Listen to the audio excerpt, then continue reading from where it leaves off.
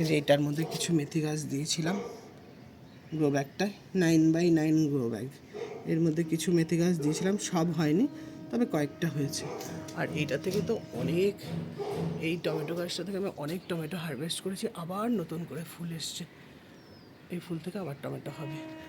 এই টমেটোগুলো যে হবে, আমি এই যে পলিনেশন করে দিচ্ছি, যে এইভাবে পলিনেশন করে দিলে ফুলগুলো ধরে নাড়িয়ে নাড়িয়ে পলিনেশন করাতে হয় টমেটো গাছে,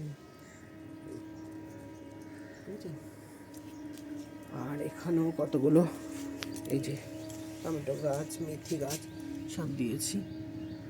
এগুলো মোটামুটি বাড়ছে। এটা হচ্ছে আখ গাছ, আর এই যে মিষ্টি কামরাঙা গাছ।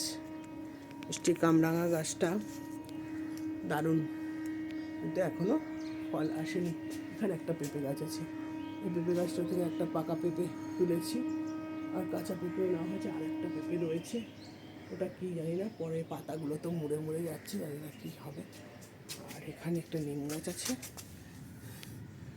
আর এই যে দেখুন এইখানটায় এই যে আখ গাছ, এগুলো মেথি, টমেটো লাগিয়েছি। আর এইদিকে আরও টমেটো গাছ আছে। এই টমেটো গাছেও ফুল চলে এসছে, ফলও ধরছে। এটাও তাহলে এই এখানে মেথিগুলো দেখুন, মেথি শাক, বুঝেছেন বন্ধুরা? বাগান করা যে কত আনন্দের, কত যে ভালো লাগে বাগান। আপনারা বাগান করুন, তাহলেই বুঝতে পারবেন যে বাগানে কত মজা, কত আনন্দ। বাগান করলে আর কোনো কিছু লাগে না, এখানেই সময় কেটে যায়, প্রচুর সময় কাটে বাগানে। আরও দেখাচ্ছি, এই দিকে আমি আলাদা দুটো টমেটো গাছের লঙ্কা গাছ বসিয়েছি। এই দেখুন, আমার এইটার মধ্যে লাউ গাছ ছিল, এই চালের